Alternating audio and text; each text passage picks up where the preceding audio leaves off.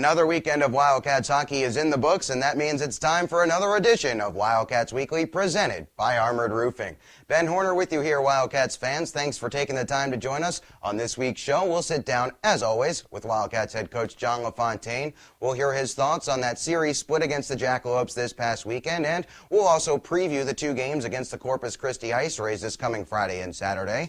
We'll also have the top 5 plays of November and the news and notes you need for the weeks ahead. All that and more coming your way on Wildcats Weekly, presented by Armored Roofing.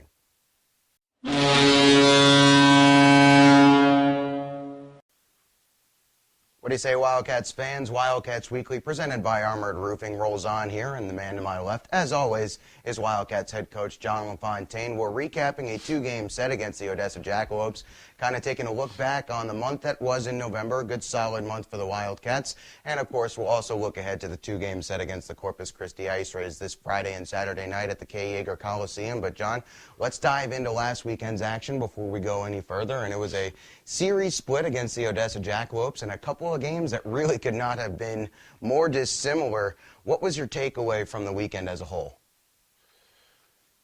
Ben, we knew it was going to be tough. I mean, we knew that Odessa hadn't played at home much, had done nothing but playing on the road, that their record is so much better than the quality of team they have. And so we knew that we were going to be challenged. They were pretty excited to be at home, military night for them, military weekend, and they played on Friday as good as anybody we've played all year long. I don't want to take anything away from how we played. They came out and outskated us to start, gave us a tough first period and got the lead. And from then on, we were trying to battle back, and I thought we played better in the second and third, but they didn't give us a lot. And they played like a team on a mission. Their speed was very tough to handle. That top line of the Jackalopes, you talk about Hampus Shodal in the middle, Kenny Hausinger and Derek Brown on the wing, is as good as first line as you're going to see anywhere in this North American Hockey League. How difficult is it to contain a line like that? It was tough. It was tough all weekend. Two of those kids have been committed early to college, and Shodal's looking like he can play Division I the way he was playing this weekend. But they're two of those guys are on the top of the league at scoring, and are showing why. And they've given us fits when we've played them. So it wasn't like we didn't know what was coming at us, but they had speed and they capitalized.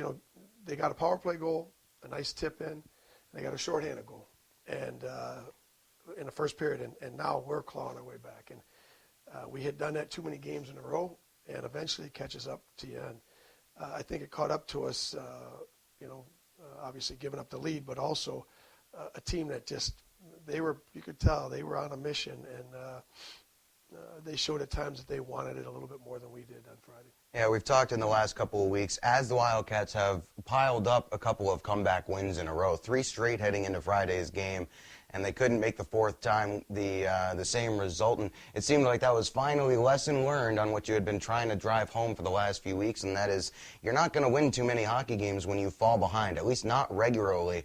And it seemed like the Wildcats certainly came out Saturday night with an increased intensity and vigor to play a 200-foot game, and it showed as they raced out to a 3-0 lead. Yeah, the one thing that you have to really like about this team, this group of guys, is when we've lost games, we seem to have a short memory and also have that extra little push to say, okay, that's not going to happen again. And so, guys, this team responds really well. You got to give credit. The character in that locker room is strong, and those guys, we were going to be prepared no matter what to play a better first period and play a better 60 minutes of hockey. And we eventually jumped out to a 5-0 lead, and that quick start made all the difference. Now they're trying to do what we were trying to do Friday night, and it's awfully tough to do. Yeah, they almost did it though, John. At about the halfway mark of the second period, you could see that there was a very noticeable change in the pattern of that contest as Odessa really started to ramp it up and the Wildcats really started to feel the pressure. Before you know it, it's 5-2 by the end of the second period, and a couple of late goals in the third had the Wildcats really scrambling to hold on to that win. John, from where I was watching the game from, you could see it gradually coming. Odessa was gradually starting to open it up turn it into a bit of a track meet, Yep. which is not what the Wildcats wanted. How were the Jackalopes able to make that change from getting so controlled in the first 30 minutes to really stamping their authority on the game in the last 30 minutes? Well, they're used to playing that game. That's their game. They like to do that, and they will they'll chip it past you and get you backpedaling. They'll race for pucks. They use their speed well, so they make it into instead of a low play, low zone type of hockey game, they'll get it and they'll chip it, and their top wingers, their top guys are racing for pucks, and with that speed they have, they get to some of those pucks, and even if they don't, they're on you right away, and they're causing turnovers. So we got a lot of good work in our D zone, an area that we wanted to improve on, and I thought we actually did improve on this weekend because they're very tough to play offensively. And the goals most of the goals they scored were on the rush. Those 4 goals, 3 of them came from either breakdowns, giving them some odd mans. They had a 6-on-5 goal that was on the rush. They had a breakaway that was on the rush, and so it wasn't necessarily our defensive zone coverage that we were working on a lot last week. We got better in that area.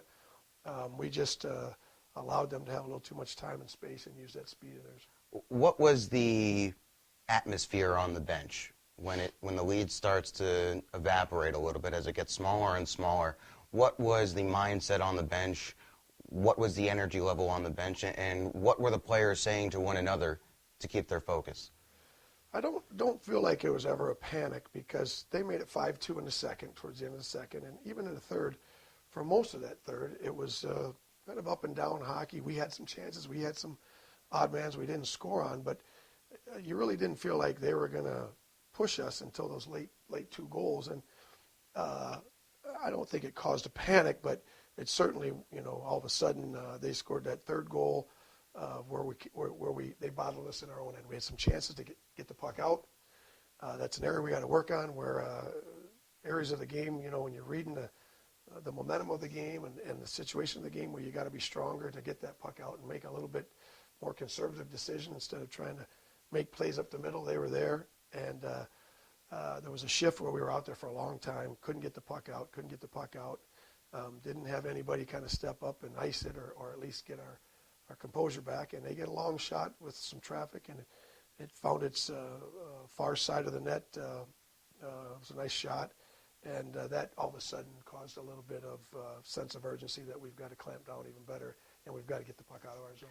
Yeah, and here's an example of why box scores can sometimes be deceiving, because if you look at the numbers, just the numbers of Austin Shaw's performance on Saturday night, there's nothing there that would really blow you away, but watching that game, Shaw really made some very sharp saves in the third period that kept the Wildcats 5-2, then a 5-2 lead, intact. And you also think back to that breakaway in the first period. He posts a great blocker save on Trent Williams. Next thing you know, the Cats are racing away and scoring a transition goal. So Austin Shaw had a very solid Saturday showing for the Wildcats and really made a difference in that third period. John, as we turn our attention now to the month of November as a whole, it was a solid month for the Wildcats. 7-1-0 record, a perfect 5-0-0 at home. What were your general thoughts on the month that the Wildcats just completed here? Well, we had a lot of home games, and we kind of, you slowly find your identity. We show that we can put up shots, and we showed that consistently, but we didn't trend towards eliminating shots, eliminating grade A's. And I think one of the lessons that was learned for sure, and some of the other teams learned those lessons also, the Topeka's and Corpus, was the teams that haven't got off to such a good start, Odessa, Rio, Amarillo, they're getting better. They're getting a lot better. And you cannot take them lightly. You've got to come out and play your best.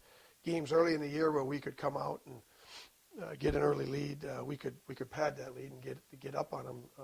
Now these teams they're back. They're playing more team defense. They're playing better defensively against us, not giving us as much. So we have to be stronger in our what's called our puck management, not turning the puck over, especially at the blue lines, and then we've got to be a little bit better, stronger defensively to get more transition game going. We got to create more turnovers like we were early in the year.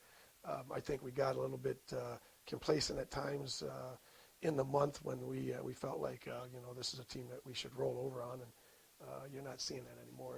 It's tighter hockey. And certainly with 6 road games coming up in a row, the Wildcats are certainly going to need to get that intensity and focus back. John, one final note here that I'll throw out on that weekend, and more specifically on that Saturday game against the Jackalopes. What a testament to junior hockey that was. What a fantastic spirit both teams showed over the entire weekend, fighting back and forth from the deficit. So if you're looking for good, hard-working hockey, you certainly saw it on Saturday night. Both teams really working hard to take the 2 points in that one. On Friday, when we watched the game over, Chris and I, it was such I don't know if I've seen a faster pace all year, where the speed showed, the transition was there. If you wanted up and down old-fashioned type of hockey, it was there Friday, and it continued Saturday. It was a lot of plays being made, a lot of talent on the ice, and a lot of speed. It was quick hockey. It was off to the races for the Jackalopes and the Wildcats this weekend as Wildcats Weekly, presented by Armored Roofing, continues. He's Coach LaFontaine. I'm Ben Horner with you, as always. And as we start to turn our attentions to the week ahead, John, we're first going to take a look at a larger overall trend that's developing in the South Division.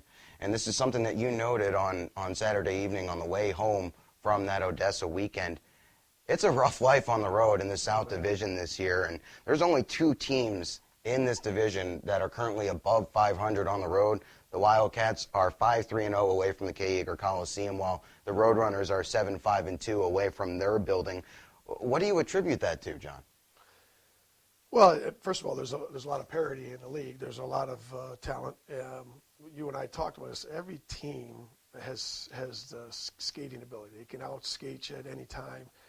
There's no weak skaters anymore in this league. So because of that, it's hard to get odd man rushes. Teams are coming back hard. They've got players that can skate with you. Granted, I think we can skate, and we are one of the tough teams to play against when we do skate. But from the weakest team in our division to the strongest, there's not much difference in the ability of skating on the ice. So you start to look at how important winning faceoffs are, and not turning the puck over in critical areas, and how hard guys have to come back and back check and pick their men up. All those little things start adding up, and it just makes for that much closer game. So now you take that and you go on the road, which we haven't had to do much, and some other teams have. That's why I give Odessa, the nod. Their record isn't great, but they've had to play so many road games, and with only 2 teams right now, we're barely above 500 on the road, with not having played as many games. It just tells you how tough it is in this division to get a win, and let alone try to get a sweep on the road. It's very tough. Collectively, teams in the South Division are 28, 53, and 12 away from their home arenas. That's the only division in the North American Hockey League where the aggregate road records of all teams in the division is under 500. And John, is it fair to say that this weekend, this split against Odessa that the Wildcats just posted, is it fair to say that kind of reinforces how difficult it is to go on the road? Oh, gosh. Yeah, I mean, they're ready. They're up for you. They've done their homework. There's no everybody's had enough video to watch on you. Early in the year, you didn't have a lot of video on other teams, and you really hadn't established your own team systems as well. Now teams have established their systems. They're playing to those systems, and it just makes it harder to play. And now you're going on a road. If you don't jump off to an early lead and they're at home, they're going to be tough.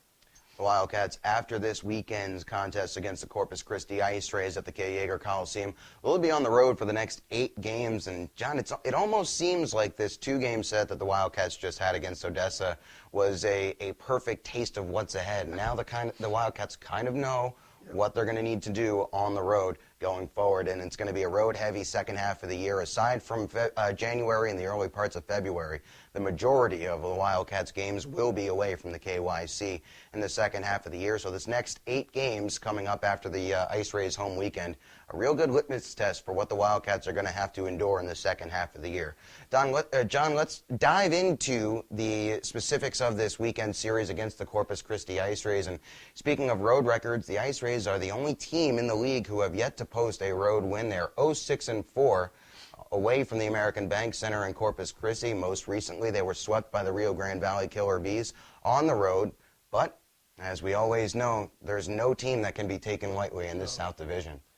No, and that stat really surprises me, Ben. I would have never guessed. Going into that Corpus weekend, the best game that we had played against us was that Friday night game. They didn't give us anything. It was so frustrating for our guys to play against. Defensively, they were as good as they were the best team we had played up to that date defensively, not giving us anything. And of course, it was on the road, and you know, it's hard to believe that they haven't taken that game away from their home rink, because they were very tough there. So yes, them coming in, it's a surprise that they have not had a road win to date. Like, you know, you don't like to see that, because they're going to be fired up, ready for us. But they're a good team. They're a very strong team. There's no reason why they can't have a better success on the road, and I'm sure they'll be ready for us. They were on a nice win streak. A lot of streaks got stopped this weekend throughout the league, whether it was a winning streak or a losing streak. They all got stopped, it seemed like, this weekend. And Corpus was on a nice streak until they went to Rio, and they had swept Rio a couple weekends before that, so you know that Rio was anxious to get them back. Rio had been on the road, and they had some tough times on the road, and they got home to their more comfortable venue and took advantage, and they were close games. They were both close games, and we're expecting the same. Corpus is going to come on the road hungry because they just got beat. Nobody likes to get beat a couple games on the road, and they're going to be ready for us. So. Here's something to consider, John. On the road, Corpus Christi averaging 2.2 goals a game. At home, they're averaging almost 3.6. So that's almost a full goal and a half more at home than on the road. Yep. What does that stat speak to as a coach? Well, there's a couple things. First of all, if you look, they have the best probably combined power play and penalty kill in the league. So, and they're really good at home, obviously. But their special teams are very strong. And so if it gets into that type of a game, you got to be careful with them, because they know they've got top-end talent that can score, and they're very stingy on the penalty kill. And that's what they want. That's the kind of game they want. They want a low-scoring, tight game, because that's their game. If it gets into a run and gun, like Odessa likes to play, then I don't think Corpus is as comfortable there. They're more of a systematic type of team that plugs the mid-zone up, plays really good D-zone, doesn't give you a lot, and then hopes to capitalize on special teams. There's a lot of points in that Corpus Christi locker room. Wes Machad over the 30-point mark already. Defenseman Anthony Cortez also posting a lot of points from the blue line this year for the Ice Rays. John mentioned it, this combined special teams, which is obviously the percentage on your power play and penalty kill, is the best in the league for the Ice Rays. But the team right behind them, your Wichita Falls Wildcats. So if it gets into a special teams battle this weekend, it could be there could be a lot of fireworks at the K. Yeager Coliseum. John, you alluded to that first series that these two teams played back at the end of October, and the Wildcats came back from that 7-4 loss with a 3-1 win the next night to come home with 2 points in their pocket. What was your big overall takeaway from that weekend? Well, you know, that first night we were challenged so much. They you know, even when we thought we had a chance to get back in the game, it was 5-4 at one point, and they just broke away from us. We really weren't in the game any point during that game. Got outplayed. The next night, just like we talked about this last weekend, the guys rebounded. And when they rebound with a team collective effort to play better defensively, we can be tough to play against. And so we have to continue to take that mindset of, as a team, committing more, playing a little bit harder on the defensive side, and then the thing we like to do the most is play offense. We're going to get a chance to do that more. But when we start to short circuit the defensive side of the puck, we can be beat as easily as anybody. So.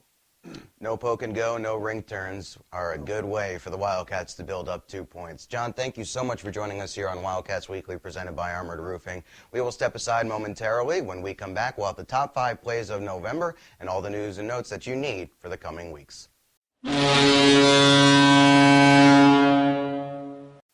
Back here on Wildcats Weekly, presented by Armored Roofing. Ben Horner with you here, Wildcats fans. And as the Wildcats wrapped up November last weekend, it's time now to take a look at the best of the month that was. Here now are our top 5 plays for November. By Faulkner. Lays it back into his own end for Townsend. Faulkner turning back. Works it over the line. Looking, shooting, scores. Faulkner on the glove side of Johansson.